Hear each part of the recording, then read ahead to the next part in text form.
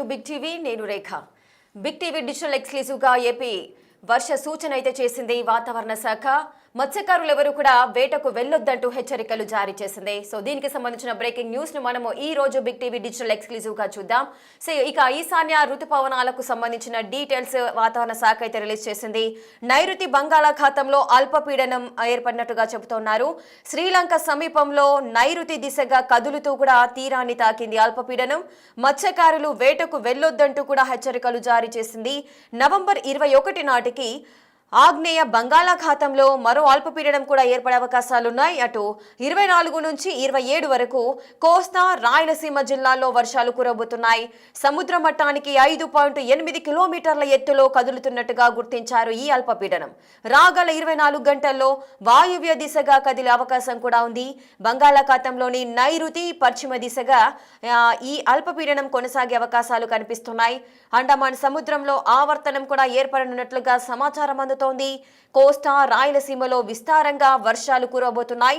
గంటకు 40 నుంచి 50 కిలోమీటర్ల వేగంతో ఈదురుగాలులు వీచే అవకాశాలున్నాయి. మంగళవారం వరకు తీవ్ర ప్రభావం చూపే అవకాశం ఉంది. అలాగే మత్స్యకారులు వేటకు వెళ్లొద్దంటూ కూడా హెచ్చరికలు జారీ చేసింది వాతావరణ శాఖ. ఏపీకి భారీ వర్ష సూచన చేసింది వాతావరణ శాఖ. మత్స్యకారులు ఎవరు కూడా వేటకు వెళ్లొద్దంటూ కూడా హెచ్చరికలు జారీ చేసింది. 24 నుంచి 27 వరకు కోస్తా రాయలసీమ జిల్లాలో వర్షాలు కురవబోతున్నాయి. ప్రజలంతా కూడా అప్రమత్తంగా ఉండాలంటూ కూడా హెచ్చరికలు జారీ చేసింది. రానున్న రోజుల్లో భారీ వర్షాలు కురిసే అవకాశం ఉన్నందున మత్స్యకారులు కూడా వేటకు వెళ్లొద్దంటూ కూడా హెచ్చరికలు జారీ చేసిన సందర్భాలున్నాయి. అటు నైరుతి బంగాళాఖాతంలో అల్పపీడనం ఏర్పడింది. ఈ అల్పపీడనం కూడా తీవ్ర అల్పపీడనంగా మారే అవకాశం బలపడి విస్తారంగా వర్షాలు కురవబోతున్నాయి.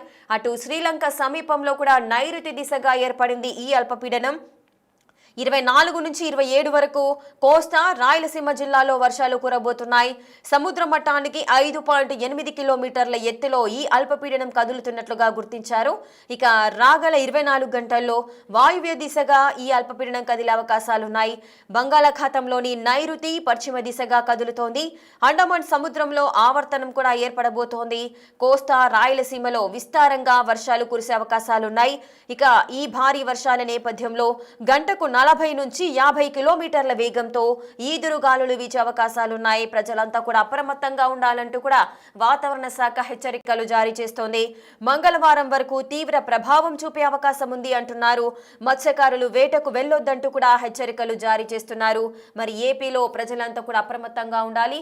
ఈ భారీ వర్షాల నేపథ్యంలో మత్స్యకారులు ఎవరు కూడా చేపల వేటకు వెళ్లొద్దంటూ కూడా హెచ్చరికలు జారీ చేసింది వాతావరణ శాఖ. అటు నైరుతి బంగాళాఖాతంలో అల్పపీడనం ప్రభావంతో రాగల 24 గంటల్లో 30 నుంచి 40 నుంచి 50 కిలోమీటర్ల వేగంతో ఈదురుగాలులు వీచే అవకాశాలున్నాయి. ప్రజలంతా కూడా అప్రమత్తంగా ఉండాలి. అత్యవసరమైతే తప్పించి బయటకు రావద్దు అంటూ కూడా హెచ్చరికలు జారీ చేస్తున్నారు. ఏపీకి సంబంధించిన వెదర్ రిపోర్ట్ మా ప్రతినిధి గౌతమి అందిస్తారు. ఆ రిపోర్ట్ను ఒకసారి చూద్దాం. రానున్న 3 రోజుల్లోని వాతావరణంలోని మార్పులు వస్తున్నాయని చెప్పి ఇప్పటికే వెదర్ రిపోర్ట్స్ అయితే హెచ్చరికలు జారీ చేసిన సందర్భం కనిపిస్తుంది. ముఖ్యంగా రాత్రి వేళల్లోని చలి తీవ్రత పెరిగే అవకాశాలు ఉన్నాయని కూడా చెప్తున్నారు. అయితే ఇప్పటికే మనం చూస్తూ ఉన్నాము చలి ఏ స్థాయిలో పెరిగిందో. సాయంత్రం 6 గంటల నుంచే చలి అన్నది బీభత్సంగా పెరుగుతున్న పరిస్థితి కనిపిస్తోంది. ఇంకా మధ్యరాత్రికి వచ్చేసరికి కూడా చలి తీవ్రత ఇంత కూడా పెరుగుతున్న సిచ్యువేషన్స్ ఉన్నాయి. ముఖ్యంగా అన్ని రాష్ట్రాల్లో కూడా హెచ్చరికలు అన్ని రాష్ట్రాల్లో కూడా ఇటు ఎల్లో అండ్ ఆరెంజ్ జోన్స్ కూడా చెప్పడం కూడా జరిగింది. అయితే ముఖ్యంగా ఇటు రాష్ట్రంలో చలి తీవ్రత ఇంకొక 3 రోజుల పాటు పడిపోయే అవకాశం ఉన్నట్టు కూడా మనకి ఇక్కడ క్లియర్గా కనిపిస్తోంది. సో ఏది ఏమైనా కూడా ప్రజలు కూడా చాలా అప్రమత్తంగా ఉండాలి అని కూడా చెప్తూ ఉన్నారు. అండ్ మరొక 3 రోజుల పాటు తెలంగాణ జిల్లాల్లో అధికంగా చలి తీవ్రత ఉండే అవకాశం ఉన్నట్టు కూడా తెలుస్తోంది. అయితే ఇదే కాకుండా జిల్లాలకు చలి కారణంగా ఇప్పటికీ ఎల్లో అలర్ట్ కూడా జారీ చేశారు.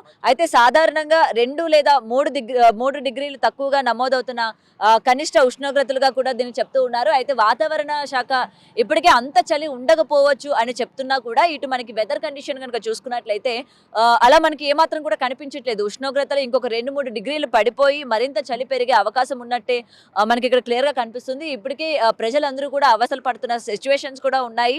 అండ్ 6 దాటిన తర్వాతే ఇళ్లలో నుంచి బయటికి కూడా రాని పరిస్థితులు కూడా కనిపిస్తున్నాయి. అయితే చలితో పాటు ఇటు దట్టంగా పొగమంచు కూడా కమ్ముకునే అవకాశం ఉన్నట్టు కూడా తెలుస్తుంది. అయితే రాత్రి వేళల్లోని పొగమంచు ఎక్కువగా ఉంటుంది. అండ్ తెల్లవారుజాము వరకు కూడా అంటే మనకి 7-8 అయినా కూడా పొగమంచు వెళ్ళని సిచ్యువేషన్ కూడా కనిపిస్తూ ఉంటది. ఎందుకంటే ఈ 3 రోజుల పాటు సో వాహనాలు నడిపే వాళ్ళు, ముఖ్యంగా స్కూల్స్‌కి వెళ్ళే వాళ్ళు, ట్రావెలింగ్ చేసే వాళ్ళు కూడా చాలా జాగ్రత్తలు తీసుకోవాల్సిందిగా కూడా ఇప్పటికే వాతావరణ శాఖ కావచ్చు, లేకపోతే డిపార్ట్మెంట్ కూడా హెచ్చరికలు జారీ చేస్తూ ఉంది.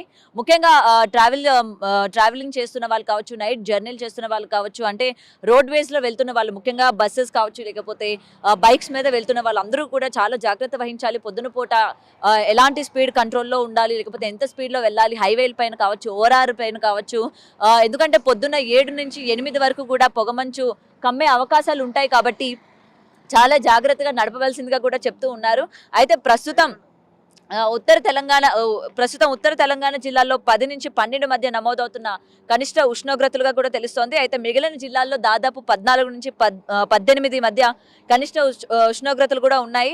అయితే ఇక్కడ హైదరాబాద్ నగర శివారులో, ముఖ్యంగా ఇటు పటాన్ చెరు, రాజేంద్ర నగర్ అండ్ సిటీ చివరిలో ఉన్న ప్రాంతాల్లోనే ఈ చలి తీవ్రత ఎక్కువగా ఉండే అవకాశాలు ఉన్నట్టు కూడా తెలుస్తున్నాయి. అయితే ప్రెసెంట్ ఇక్కడ మనం చూసుకుంటే ఇటు తెల్లాపూరు, లేకపోతే పటాన్ చెరువు అండ్ ఈ జిల్లాల్లో ముఖ్యంగా ఇటు చెట్లు ఎక్కువగా ఉండడం, లేకపోతే చెరువులు కూడా ఎక్కువగా ఉండడం కూడా దీనికి కారణం అని చెప్పొచ్చు ప్రధానంగా. ఎందుకంటే రహదారుల్లోని కనీసం నిల్చోలేని సిచ్యువేషన్స్ కూడా ఇక్కడ మనం చూస్తూ ఉన్నాము. అయితే ప్రస్తుతం రాష్ట్ర వ్యాప్తంగా 29-33 మధ్య నమోదవుతున్న గరిష్ట ఉష్ణోగ్రతలు, ఇటు చలి పొగ మంచు కారణంగా ప్రజలు తగిన జాగ్రత్తలు తీసుకోవాల్సిందిగా కూడా ఇప్పటికే వాతావరణ శాఖ కావచ్చు, లేకపోతే ప్రతి ఒక్కరు కూడా హెచ్చరిస్తున్న సందర్భం కనిపిస్తోంది. ముఖ్యంగా ఈ వాతావరణంలో మార్పులు రావడం వల్ల ఇటు చిన్న పిల్లలకి కావచ్చు, నెలల పిల్లలు, సంవత్సరం పిల్లలు, అలాగే స్కూల్కి వెళ్ళే పిల్లలు, పెద్దవాళ్ళకి కూడా ఆరోగ్య సమస్యలు కూడా వస్తున్న పరిస్థితి కనిపిస్తుంది. అంటే చలి జ్వరం, లేకపోతే జలుబు, ఇలాంటి కారణాల వల్ల హాస్పిటల్స్లో కూడా క్యూలు కడుతున్న సిచ్యువేషన్స్ మనం చూస్తున్నాం. ముఖ్యంగా చిన్నపిల్లలు ఎక్కువ శాతం ఈ చలికి, ఈ పొగ మంచుకి అంటే రొంప, లేకపోతే తుమ్ములు, లేకపోతే జలుబు ఇలాంటి దానికి గురవుతున్న పరిస్థితులు కనిపిస్తున్నాయి. కాబట్టి చిన్నపిల్లలకి సంబంధించి కూడా ఇటు పేరెంట్స్ కావచ్చు, అందరూ కూడా తగిన జాగ్రత్తలు తీసుకోవాలి. ఇంట్లోని హోమ్ రెమెడీస్ ఏవైతే ఉంటాయో అవి ఖచ్చితంగా పాటించాల్సి వస్తుంది. అండ్ 6 తర్వాత పిల్లల్ని బయటికి తిప్పడం కానీ, లేకపోతే పెద్దలు కూడా బయటికి రావడం కూడా తగ్గించాల్సిందిగా కూడా చెప్తూ ఉన్నారు. ఎందుకంటే క్లైమేట్లోని వస్తున్న మార్పులు కావచ్చు, ఇటు మొత్తం ప్రజలందరూ కూడా ఒక్కసారిగా ఈ క్లైమేట్ని తట్టుకోలేకపోవడం కూడా దీనికి ఒక ప్రధానమైన కారణం అని కూడా చెప్పొచ్చు. సో ఏది ఏమైనా కూడా ఈ 3 రోజులు చిన్న పెద్ద తేడా లేకుండా అందరూ కూడా తగిన జాగ్రత్తలు తీసుకోవాలి.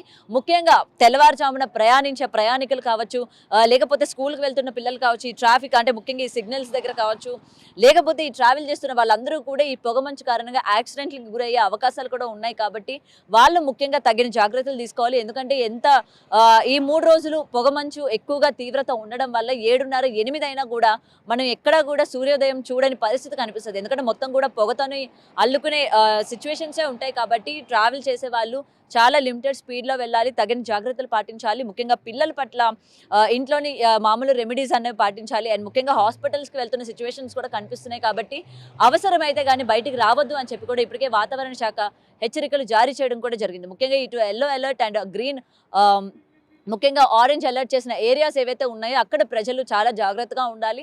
అండ్ హాస్పిటల్స్ కూడా వెళ్తూ ఉండాలి. ఎందుకంటే ఒక్కసారిగా వాతావరణంలో వచ్చిన మార్పుల వల్ల మనకి రకరకాల వ్యాధులు కూడా వచ్చే అవకాశాలు ఉన్నాయి. అంటే జ్వరం, జలుబు, లేకపోతే రొంప ఇలాంటివన్నీ కూడా వచ్చే అవకాశాలు ఉన్నాయి. కాబట్టి ముందుగానే తగిన జాగ్రత్తలు తీసుకోవాల్సిందిగా కూడా హెచ్చరికలు జారీ చేసినట్టు కూడా తెలుస్తోంది.